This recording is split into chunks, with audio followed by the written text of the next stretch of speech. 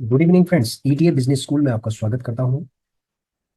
Friends, आज हम समझेंगे कि हार्ड स्किल्स के साथ साथ सॉफ्ट स्किल्स भी कितनी ज़्यादा इंपॉर्टेंट होती है ईटीएफ इन्वेस्टिंग के लिए। देखिए, कोई भी बिजनेस हो, कोई दुनिया का कोई भी बिजनेस हो, प्रत्येक बिजनेस के अंदर हार्ड स्किल्स के साथ साथ सॉफ्ट स्किल्स भी होना बहुत जरूरी है। यदि हार्ड स्किल्स के साथ सॉफ्ट स्किल्स अगर इम्प्लीमेंट की जाती है तो सक्सेस के चांस बहुत ज़्यादा बढ़ जाते हैं। तो वो कौन कौन सी सॉफ्ट स्किल्स हैं जो ईटीएफ इन्वेस्टर्स के लिए बहुत ही ज़रूरी है? तो आइए चलते हैं फ्रेंड्स, वन बाय वन करके हम सारी स्किल्स को समझते हैं कि ये स्किल्स कहाँ पर इम्प्लीमेंट होती है, कैसे इम्प्लीमेंट होती है। ठीक है फ्रेंड्स,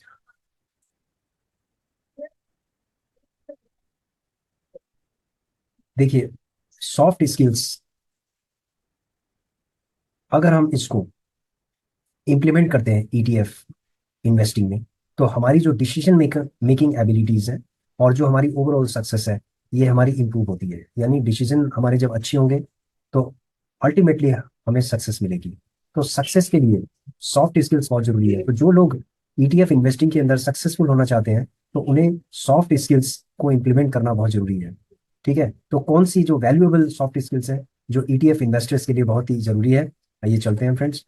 पहली सॉफ्ट स्किल्स है इमोशनल इंटेलिजेंस। देखिए, इमोशनल इंटेलिजेंस का मतलब होता है कि हम किस पॉइंट ऑफ टाइम में किस तरीके का हम इमोशंस को फील करते हैं और निर्णय लेते हैं।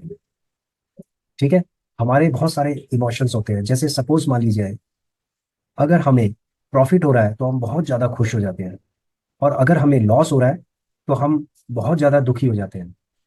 तो ये दो एग्जाम्पल्स हैं इमोशंस के। तो इन इमोशंस को कैसे कंट्रोल करना है? देखिए, सबसे पहले हमें बाजार के बारे में समझना है कि जो मार्केट है उसका बिहेवियर कैसा है। देखो, मार्केट का बिहेवियर है, ये कौन कौन से ट्रेंड में चलता है। मार्केट का बिहेवियर है, ये कभी कंसोलिडेशन में चलेगा, कभी अप ट्रेंड में चलेगा, कभी ये डाउन ट्रेंड में चलेगा। ठीक है, उसके पीछे रीजन बहुत सारे हो सकते हैं। रीजन न्यूज हो सकती है, एफआईज डीआईज हो सकते हैं, गवर्नमेंट पॉलिसीज हो सकती हैं, ग्लोबल इम्पैक्ट हो सकता है, कुछ भी हो सकता है, एक्स वाई जेड। लेकिन क्या होता है, मार्केट हमेशा ये तीन ट्रेंड में चलती है, या तो कंसोलिडेशन में चलेगी, या फिर डाउन ट्रेंड में चलेगी, या फिर अप ट्रेंड में चलेगी। ठीक है, तो हमें इस तीन ट्रेंड को समझना बहुत जरूरी है, क्योंकि ये जो तीनों ट्रेंड है वो हमारे इमोशंस को इम्पैक्ट करता है। ठीक है, तो इसीलिए हमें इन तीन ट्रेंड की बेसिक अंडरस्टैंडिंग हमें होनी चाहिए, ताकि हम हमारा जो इमोशनल इंटेलिजेंस है वो इम्पैक्ट ना हो। ठीक है, तो हमें गो थ्रू होना पड़ेगा कि ये तीनों ट्रेंड कौन से हैं और किस तरीके के ये हमारे इमोशनल इंटेलिजेंस पे इम्पैक्ट डालते हैं। देखिए फ्रेंड्स, जैसे सपोज मान लीजिए मार्केट में वॉलेटिलिटी बहुत ज्यादा है। ठीक है, वॉलेटिलिटी बहुत ज्यादा है मार्केट के अंदर, तो मार्केट में कभी उछाल आ रहा है, कभी एकदम डाउन हो रही है। तो उससे क्या होगा कि हमारे जो इमोशंस हैं उसके अंदर बदलाव होता है। कभी हम दुखी हो जाते हैं, कभी खुश हो जाते हैं, कभी मतलब इस मिक्स इमोशंस भी हो जाते हैं कभी। तो स्पेशली जब बियरिश मार्केट होती है तो हम बहुत ज्यादा इमोशंस के अंदर इमोशंस इमोशनल हो जाते हैं, जिसकी वजह से हमारा जो इमोशनल इंटेलिजेंस है उस पर इम्पैक्ट पड़ता है। जब मार्केट नीचे की तरफ जाती जाती है और हमारा पोर्टफोलियो माइनस माइनस होता जाता है, ठीक है, जैसे आज -2% है, -5% हो गया, -7% हो गया, -10% हो गया, -12% हो गया, तो वहां पर हमें डर लगना स्टार्ट हो जाता है, वहां पर हम डरते हैं। और जब हम डरते हैं यानी हम इमोशंस के अंदर आ गए हैं, इस ट्रैप में हम फंस गए हैं। तो वहां पर क्या होगा, हम नेगेटिव पोर्टफोलियो को देख नहीं पाएंगे, हम वहां से एग्जिट कर जाएंगे। ठीक है, जब हम वहां से एग्जिट कर जाएंगे तो इसका मतलब है कि हमें हमने लॉस बुक कर दिया है। ठीक है, बेरिश मार्केट के अंदर हमने लॉस बुक कर दिया। लॉस बुक करने के बाद फिर हम 1 महीने तक हम कुछ नहीं करेंगे, और हम देखेंगे कि मार्केट दोबारा से, बेरिश मार्केट थी, दोबारा से ये अप ट्रेंड में आ गई है, और जहां पर हमने लिया था, जहां पर हमारा पोर्टफोलियो था, वहीं पर मार्केट आ चुकी है। और वहां पर हम क्या करेंगे, फिर हम इमोशनली हम गलत डिसीजन लेंगे, फिर हम दोबारा से क्या करेंगे, उसमें इन्वेस्टमेंट करना स्टार्ट करेंगे, फिर मार्केट दोबारा से नीचे जाएगी, और फिर उसके बाद इस तरीके से हम मार्केट में कभी भी प्रॉफिट नहीं बना पाएंगे। तो फ्रेंड्स, अगर आपकी इमोशनल इंटेलिजेंस पे कोई इम्पैक्ट पड़ रहा है, वॉलेटिलिटी का या बेरिश मार्केट का, ठीक है, तो वहां पर आपको समझने की जरूरत है। ठीक है, आपको मेंटेन करने की जरूरत है, आपको कंट्रोल करने की जरूरत है। तो हमें अपने इमोशंस पे कंट्रोल कैसे किया जाएगा? बेसिक नॉलेज से। यदि स्किल होगी, नॉलेज होगी, तो हमें पता है कि मार्केट मार्केट का हमें पता है, ईटीएफ का हमें पता है, इंडिविजुअल ईटीएफ का हमें पता है कि क्या ट्रेंड है, उसकी हिस्ट्री हमें पता है, उसका फंडामेंटल हमें पता है, टेक्निकल एनालिसिस हमें पता है। तो हम ये सारी चीज़ों की जब जानकारी हमारे पास है तो हम क्यों इमोशनली इम्पैक्ट होंगे। ठीक है, हमें इस ट्रैप में बिल्कुल नहीं आना है। ठीक है फ्रेंड्स। रिकॉग्नाइजिंग इमोशनल रिएक्शंस, देखो जिसके बारे में मैंने बात की है वही चीज़ें हैं कि हम जो रिएक्शंस होते हैं वो बहुत जल्दी हम क्या करते हैं, उसके ऊपर एक्शन होता है, एक्शन होता है तो हम जो इम्पल्सिव और इमोशनल ड्रिवन वंस जो होते हैं डिसीजन, वो लेना हम स्टार्ट कर देते हैं और लॉस में हम बुक कर देते हैं, और इस तरीके से हमें लॉस बुक हो जाता है और उसके बाद हम पछताना स्टार्ट करते हैं। फिर हम सोचते हैं कि हमने इतना समय बर्बाद किया और हमने पैसा भी बर्बाद किया और हमने हमने अपना समय भी बर्बाद किया, तो मनी एंड टाइम दोनों चीजें लूज हो जाती है यहाँ पर। तो इसीलिए हमें इमोशनली इमोशंस को समझना पड़ेगा और मार्केट के बिहेवियर को समझना पड़ेगा। ठीक है फ्रेंड्स। जैसे आजकल मार्केट के अंदर वॉलेटिलिटी है, बेरिश मार्केट भी है, तो बहुत लोग अभी डरे हुए हैं। जो डरे हुए हैं वो शायद उन्होंने अपना होल्ड किया हुआ है, कुछ लोगों ने होल्ड किया, कुछ लोगों ने सेल भी कर दिया होगा। लेकिन ईटीएफ के अंदर जनरली ये जितने भी एक्सपर्ट लोग हैं सबका कहना है कि ईटीएफ में आप होल्ड करके रखिए, कोई भी आपको सेल करने की जरूरत नहीं है। अगर आपको पैसे की जरूरत है तो चाहे आप किसी से लोन ले लीजिए, उधार ले लीजिए, लेकिन आप कभी भी अपना पोर्टफोलियो को सेल मत कीजिए अगर आपको फंड की जरूरत भी है तो।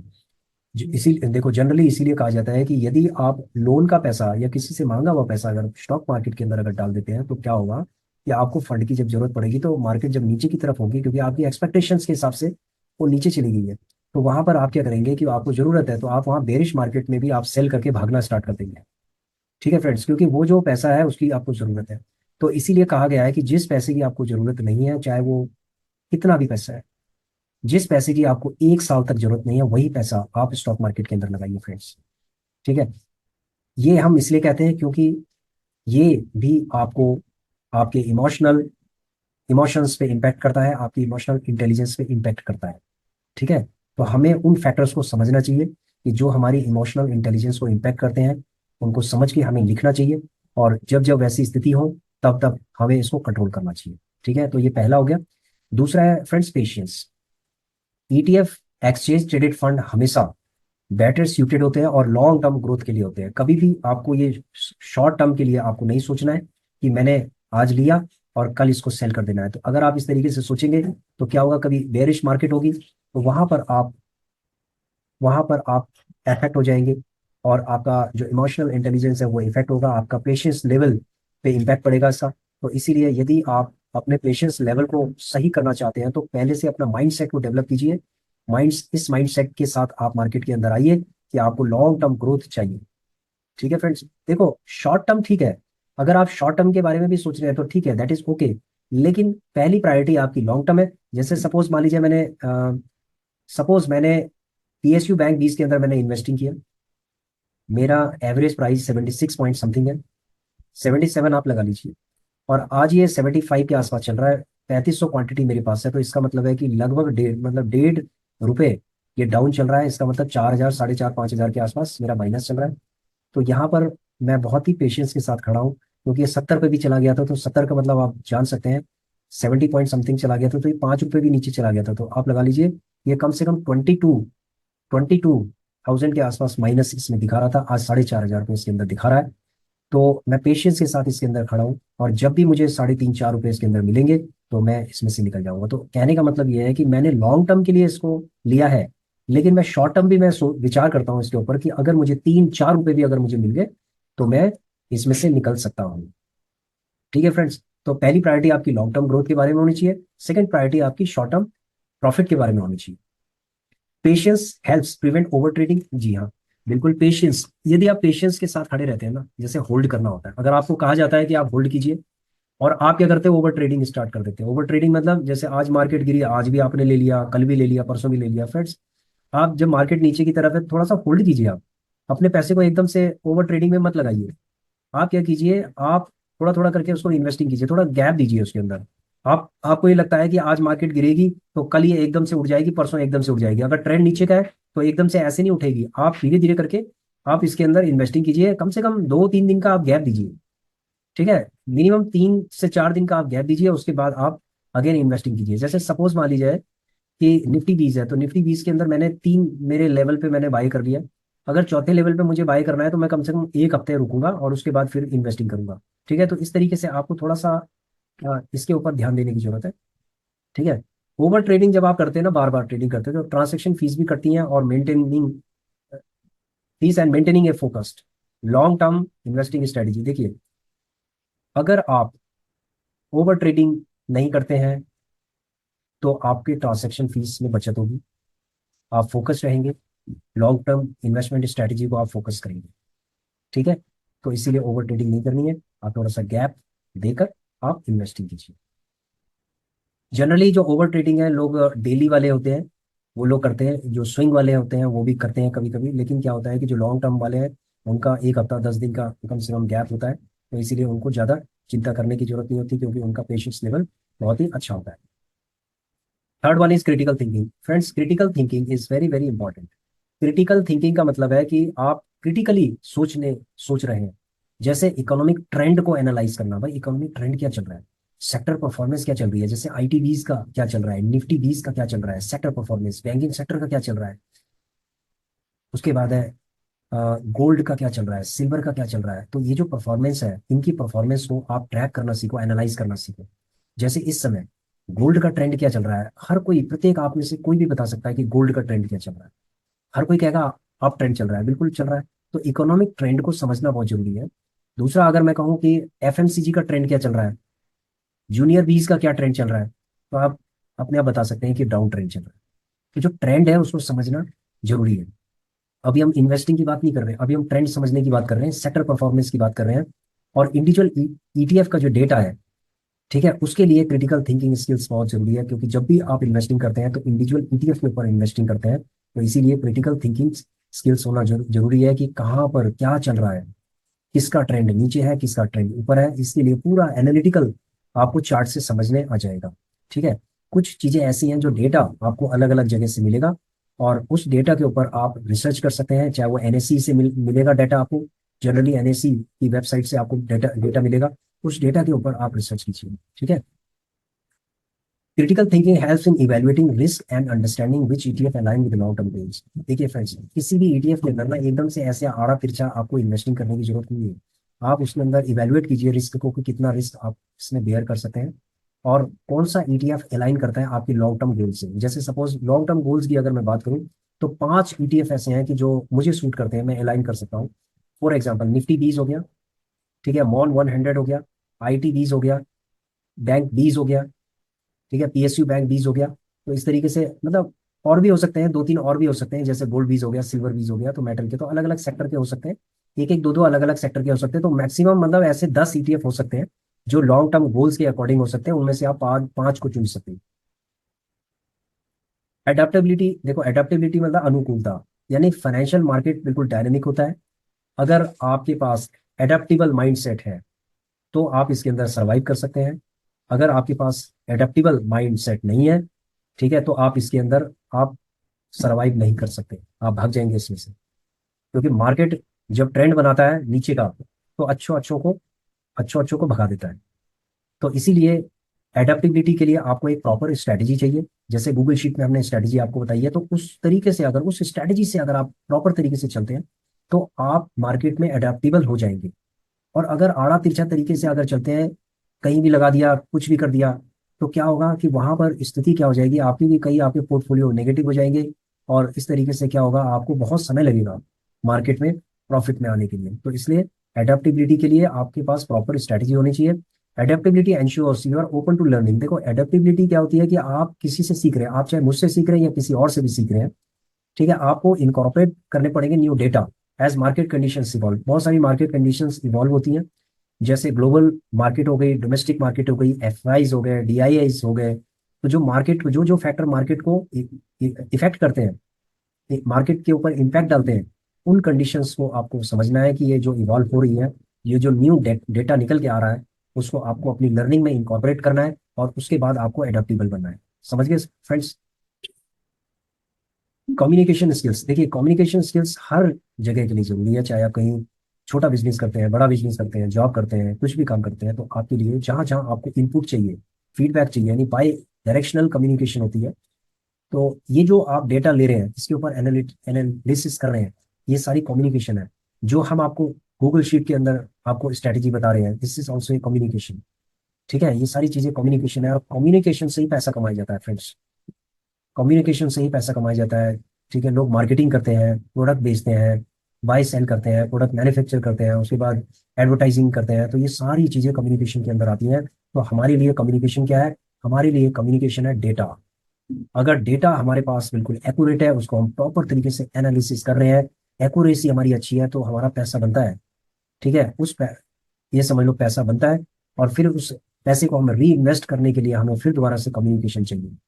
तो फ्रेंड्स, ऐसा है कि whether networking with other investors, या तो आप दूसरे इन्वेस्टर के साथ नेटवर्किंग करते हैं, या फिर आप अपने फाइनेंशियल एडवाइजर्स के साथ कंसल्ट करते हैं, या फिर आप किसी कोच, मेंटोर या ट्रेनर के साथ आप कम्युनिकेट करते हैं। ठीक है, अपने इन्वेस्टमेंट गोल्स को लेके गाइडेंस लेते हैं। ठीक है, ये सारी चीजें कम्युनिकेशन के अंदर आती है। तो clear communication aids in understanding complex information from analyst और मार्केट एक्सपर्ट्स। होता क्या है कि कुछ चीजें ऐसी है ना जो हमें समझ नहीं आती है। तो जो चीजें हमें समझ नहीं आती है, तो वो हमें उस जिस चीज में कोई एक्सपर्ट है, तो हमें उससे समझनी चाहिए कि भाई ये चीजें हमारी समझ में नहीं आ रही हैं, कि क्या आप हमें गाइड कर सकते हैं, बता सकते हैं कि इन चीजों के लिए हमें क्या करना चाहिए, इन प्रॉब्लम्स की सॉल्यूशन के लिए, या हमें प्रॉफिट के लिए, हमें लॉन्ग टर्म के लिए हमें क्या करना चाहिए।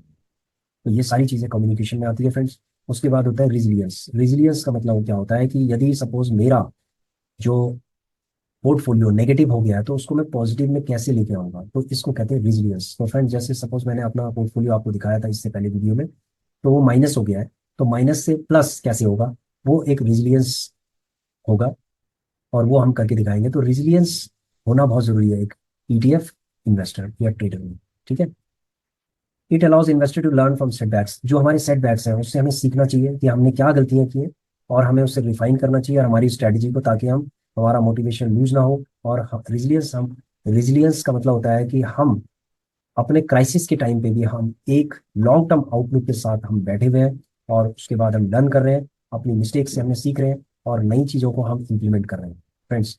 और लॉन्ग टर्म में ये जो चीज़ें हैं, हमारी रिजिलियंस जो पावर है हमारी, ये हमें प्रॉफिट में लेके आएगी। रिसर्च एंड एनालिटिकल स्किल्स, देखिए फ्रेंड्स, जिन लोगों का रिसर्च और एनालिटिकल स्किल्स नहीं होता ना, तो वो जनरली क्या होता है कि लॉस में बैठे रहते हैं अपने पोर्टफोलियो के साथ, क्योंकि वो रिसर्च नहीं करते हैं, एनालिटिकल स्किल्स का प्रयोग नहीं करते हैं। ठीक है, वो आड़ा तिरछा लगा देते हैं। किसी ने कहा कि यहाँ लगा दो, वहां लगा दिया, किसी ने कहा यहाँ लगा दो, वहां लगा दिया। दूसरी बात क्या होती है कि जो एनालिटिकल स्किल्स, देखो कई बार क्या होता है, सक्सेस हमें तुक्के में मिल जाती है। किसी ने कहा लगा दो, हमने लगा दिया, उसके बाद हम शांत बैठ गए, होल्ड कर दिया हमने। उसके बाद होल्ड करने के बाद हमने 3 महीने 6 महीने बाद हमें अच्छा खासा प्रॉफिट मिला और हम निकल गए। ठीक है, निकल गए 3 महीने के बाद। अगर हम 1 साल तक वही चीजें अगर हम होल्ड करते, तो शायद हमें डबल प्रॉफिट मिल जाता। 2% 5% की जगह पे हमें हो सकता था कि हमें 100% का प्रॉफिट मिल जाता, क्योंकि हमने क्या किया, रिसर्च और एनालिटिकल हमने स्किल्स का प्रयोग नहीं किया। हमने ये देखा कि हमें प्रॉफिट हो गया थोड़ा सा, और हम निकल गए। अगर हम वो चीजें अगर समझ लेते, तो शायद हम अपना जो फंड है डबल कर देते।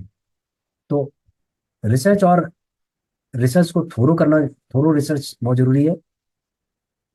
ठीक है, ईटीएफ की परफॉर्मेंस को एनालाइज करना जरूरी है। सेक्टर डेटा और इकोनॉमिक इंडिकेटर्स बहुत एसेंशियल है। Strong analytical skills also allow investors to spot trends and make more informed choices. देखो, अगर आप अच्छे डिसीजन लेना चाहते हो ना, तो आपकी एनालिटिकल स्किल्स स्ट्रांग होनी चाहिए। एनालिटिकल स्किल्स को स्ट्रांग करने के लिए मैंने गूगल शीट बनाई है फ्रेंड्स। गूगल शीट अपने आप में एक बहुत ही परफेक्ट एनालिटिकल टूल है। उसके अंदर आप थोड़े से चेंजेस भी कर सकते हैं। जरूरी नहीं है कि एकदम से जो मैंने प्लेन आपको जो दी है गूगल शीट, जो मैं अप्लाई कर रहा हूँ, हो सकता है आप अपने अकॉर्डिंग उसको उसके अंदर इंप्लीमेंट कर सकते हैं। डिसिप्लिन बहुत ही इंपॉर्टेंट एस्पेक्ट है ईटीएफ ट्रेडिंग में। Disciplined approach helps in sticking to a set investment plan, avoiding impulsive decisions driven by market news. बहुत सारी मार्केट न्यूज़ हवा फैलती रहती है, और हम उस हवा के अकॉर्डिंग डिसीजन लेते हैं, जिससे कि हमारे डिसीजन गलत हो जाते हैं, और हम इम्पल्सिव डिसीजन जो लेते हैं उसकी वजह से हमें नुकसान हो जाता है। तो फ्रेंड्स, डिसिप्लिन के लिए हमने जो गूगल शीट बनाई है, वो आपको कुछ डिसिप्लिन, कुछ लेवल तक आपको डिसिप्लिन कर सकती है। तो जो इंडिकेटर्स होते हैं वो हमें डिसिप्लिन करते हैं। देखो, हम क्या है कि आड़ा तिरछा लगाए तो कोई वो नहीं है। सपोज आरएसआई अगर मान लीजिए 90 पे चल रहा है, तो क्या आपको उतना उतनी क्वांटिटी आपको लेनी चाहिए जितनी अगर मान लीजिए वो 30 35 पे चल रहा है? बताइए, कहाँ पर आपको ज्यादा बाय करना चाहिए? अगर आरएसआई आपका 30 में चल रहा है, वहां पर आपको ज्यादा बाय करना चाहिए, क्वांटिटी बाय करना चाहिए, या 80 से ऊपर, यानी 80 और 90 के बीच में अगर RSI चल रहा है, तो आप खुद, आप अपने आप बताइए कि कहाँ पर आपको ज्यादा बाय करना चाहिए क्वांटिटी। तो this is a analytical example, ये एक एनालिटिकल एग्जांपल है। लेकिन आपको पता कैसे चला कि आपको कहाँ पर ज्यादा बाय करना चाहिए क्वांटिटी, कहाँ पर कम करना चाहिए? आपने एक इंडिकेटर को देखा है, तभी जाके तो आप डिसीजन ले पा रहे हो कि भाई यहाँ पर मुझे ज्यादा बाय करना है, यहाँ पर कम बाय करना है। ठीक है, एक डिसिप्लिन अप्रोच के साथ हमें मार्केट के अंदर इन्वेस्टिंग करनी है। ये कौन बताता है? ये आपको इंडिकेटर्स बताते हैं फ्रेंड्स। तो हमें उनकी नॉलेज होनी बहुत जरूरी है। और मार्केट जो न्यूज़ है, देखो न्यूज़ से मार्केट चलती है, मैं मानता हूँ चलती है, बिल्कुल चलती है। लेकिन क्या होता है कि जो फंडामेंटल जिन ETFs के स्ट्रॉन्ग है, वो तो क्या होता है, जब मार्केट डाउन जाती है उसके बाद ऊपर आ जाती है, तो उसमें कोई भी दिक्कत वाली बात नहीं है। Discipline aids in maintaining managing risk. अगर आप डिसिप्लिन है तो आप अपने रिस्क को मैनेज कर सकते हैं, आप अपनी स्पेंडिंग को कंट्रोल कर सकते हैं, और आप अपनी कंसिस्टेंसी को अचीव कर सकते हैं। ठीक है, आप अपनी इन्वेस्टिंग जर्नी में, तो आप फ्रेंड्स एक इन्वेस्टिंग जर्नी में चल रहे हैं। आप लोगों को बहुत ही सावधानी के साथ और डिसिप्लिन अप्रोच के साथ अपने फंड को आपको इन्वेस्टिंग करना चाहिए। और ये जो इन्वेस्टिंग जर्नी है, इसके अंदर आप थोड़ा थोड़ा प्रॉफिट आप बनाते जाइए। ठीक है, जैसे कि हमने आपको दिखाया था कि हमने किस तरीके से थोड़ा थोड़ा करके प्रॉफिट बनाया। तो ऐसे करके ये अलग अलग फेजेस होंगे मार्केट के। कभी मार्केट नीचे जाएगी, कभी ऊपर जाएगी, कभी कहीं जाएगी। ठीक है, कभी ऊपर जाएगी, कभी कंसोलिडेशन में होगी। तो ये जो फेजेस होंगे मार्केट के, ये सब फेज आपको देखने को मिलेंगे। ठीक है, लेकिन मैं यही कहना चाहता हूँ कि आप एक डिसिप्लिन अगर अप्रोच के अंदर चलते हैं, तो आपको कभी भी ETF के अंदर नुकसान नहीं होगा। आप हमेशा प्रॉफिट के अंदर ही रहेंगे। ठीक है, so thank you for watching this video, and I would like to thank you for your endeavor for taking the right decisions of investing in ETF. And ETF is a almost risk-free investment vehicle in stock market. ठीक है friends, तो मैं यही कहना चाहता हूँ। और आप अपनी आशा करता हूँ कि आप लोग अपनी इन्वेस्टिंग जर्नी में सक्सेसफुल हो, और हमेशा आप प्रॉफिट बनाते जाएं, और अपने पेशेंस और अपनी सॉफ्ट स्किल्स को आप स्ट्रॉन्ग करें, उसको इम्प्लीमेंट करें। और इस तरीके से आप हमेशा एक अच्छे इन्वेस्टर्स या ETF इन्वेस्टर्स और ट्रेडर आप बने रहेंगे। धन्यवाद।